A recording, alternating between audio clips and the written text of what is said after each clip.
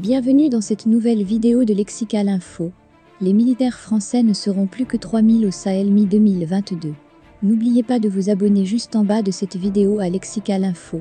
La France aura réduit d'ici 6 mois son contingent au Sahel à 3000 hommes, contre plus de 5000 il y a quelques semaines, dans le cadre d'une vaste réorganisation de son dispositif militaire, dévoile dans un entretien à l'AF le commandant de l'opération anti-djihadiste Barkhane, le général Laurent Michon. Quel bilan dressez-vous de la réarticulation de l'intervention militaire française entamée il y a quelques mois? Quelles nouvelles mutations s'opéreront en 2022? Nous sommes en train de terminer la première phase, à savoir le désengagement de l'extrême nord malien, Tombouctou, Kidal, Tessalit, en coopération à la fois avec les autorités maliennes, la MINUSMA, mission de l'ONU au Mali, et nos amis européens associés au sein de la force Takuba. Ce désengagement successif s'est passé aussi bien que possible. Sur ces sites, partagés avec la MINUSMA, le rapport de force militaire reste inchangé, car nous avons été relevés par les forces maliennes, FAMA. La deuxième phase va débuter au prochain semestre. Il s'agira de réarticuler à la fois le commandement et les forces, essentiellement au Mali. Et la transformation ne s'arrêtera pas là. Les militaires français ne seront plus que 3000 au Sahel mi-2022 AF, le 13 décembre 2021 à 11h18 lecture en 3 minutes. Les militaires français ne seront plus que 3.000 au Sahel mi-2022, un blindé français de Barkhane à Gao, le 4 décembre 2021 AFP, la France aura réduit d'ici 6 mois son contingent au Sahel à 3000 hommes, contre plus de 5000 il y a quelques semaines, dans le cadre d'une vaste réorganisation de son dispositif militaire, dévoile dans un entretien à l'AF le commandant de l'opération anti-djihadiste Barkhane, le général Laurent Michon. Quel bilan dressez-vous de la réarticulation de l'intervention militaire française entamée il y a quelques mois? Quelles nouvelles mutations s'opéreront en 2022?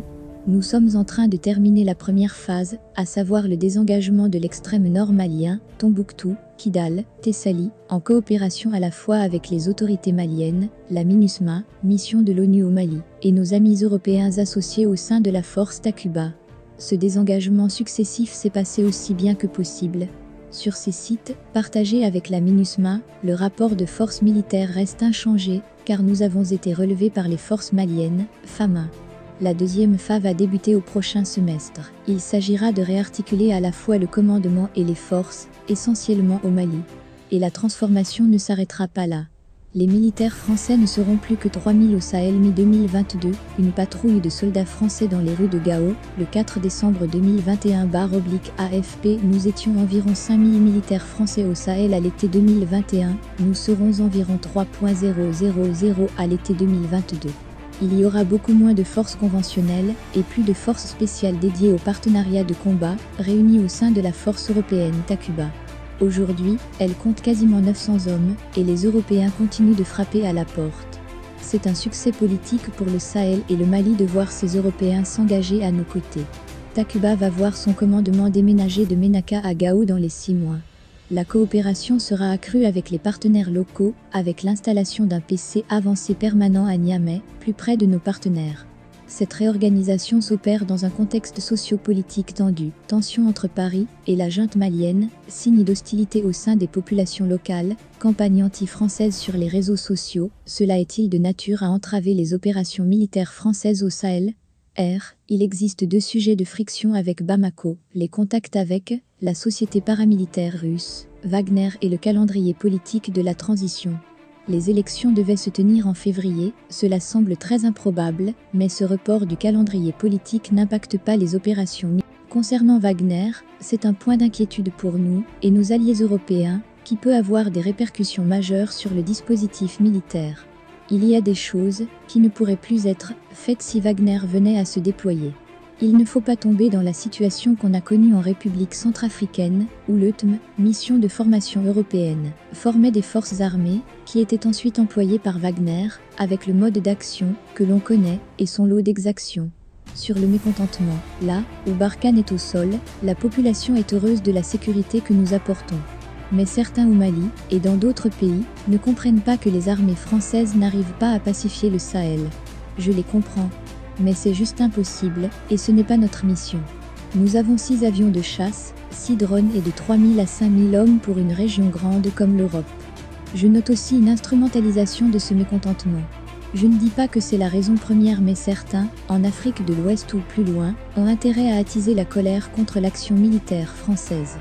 Quel est l'état actuel de la menace djihadiste en bande sahélo-saharienne, où la France se bat depuis près de 9 ans?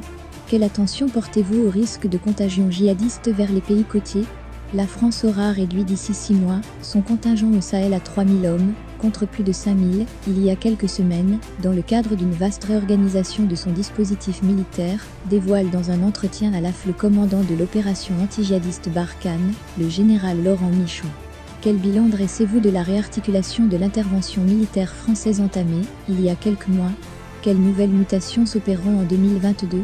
Nous sommes en train de terminer la première phase, à savoir le désengagement de l'extrême nord malien, Tombouctou, Kidal, Tessalit, en coopération à la fois avec les autorités maliennes, la MINUSMA, mission de l'ONU au Mali, et nos amis européens associés au sein de la force Takuba. Ce désengagement successif s'est passé aussi bien que possible. Sur ces sites, partagés avec la MINUSMA, le rapport de force militaire reste inchangé, car nous avons été relevés par les forces maliennes, FAMA. La deuxième phase va débuter au prochain semestre. Il s'agira de réarticuler à la fois le commandement et les forces, essentiellement au Mali. Et la transformation ne s'arrêtera pas là. Les militaires français ne seront plus que 3000 au Sahel mi-2022, une patrouille de soldats français dans les rues de Gao, le 4 décembre 2021/AFP. Nous étions environ 5000 militaires français au Sahel à l'été 2021, nous serons environ 3000 à l'été 2022. Il y aura beaucoup moins de forces conventionnelles et plus de forces spéciales dédiées au partenariat de combat, réunies au sein de la force européenne Takuba. Aujourd'hui, elle compte quasiment 900 hommes, et les Européens continuent de frapper à la porte. C'est un succès politique pour le Sahel et le Mali de voir ces Européens s'engager à nos côtés. Takuba va voir son commandement déménager de Ménaka à Gao dans les 6 mois. La coopération sera accrue avec les partenaires locaux, avec l'installation d'un PC avancé permanent à Niamey, plus près de nos partenaires. Cette réorganisation s'opère dans un contexte socio-politique tendu, tension entre Paris et la junte malienne, signe d'hostilité au sein des populations locales, campagne anti-française sur les réseaux sociaux. Cela est-il de nature à entraver les opérations militaires françaises au Sahel? Il existe 2 sujets de friction avec Bamako, les contacts avec la société paramilitaire russe, Wagner, et le calendrier politique de la transition. Les élections devaient se tenir en février, cela semble très improbable, mais ce report du calendrier politique n'impacte pas les opérations militaires. Les militaires français ne seront plus que 3000 au Sahel mi-2022. Manifestants anti-français arborant des drapeaux maliens et russes à Bamako, le 27 mai 2021/AFP/archives concernant Wagner, c'est un point d'inquiétude pour nous et nos alliés européens, qui peut avoir des répercussions majeures sur le dispositif militaire. Il y a des choses qui ne pourraient plus être faites si Wagner venait à se déployer. Il ne faut pas tomber dans la situation qu'on a connue en République centrafricaine, où l'EUTM, mission de formation européenne, formait des forces armées, qui étaient ensuite employées par Wagner, avec le mode d'action que l'on connaît et son lot d'exactions. Merci pour votre aimable attention, et n'oubliez pas d'activer la cloche de notification pour recevoir les prochaines informations.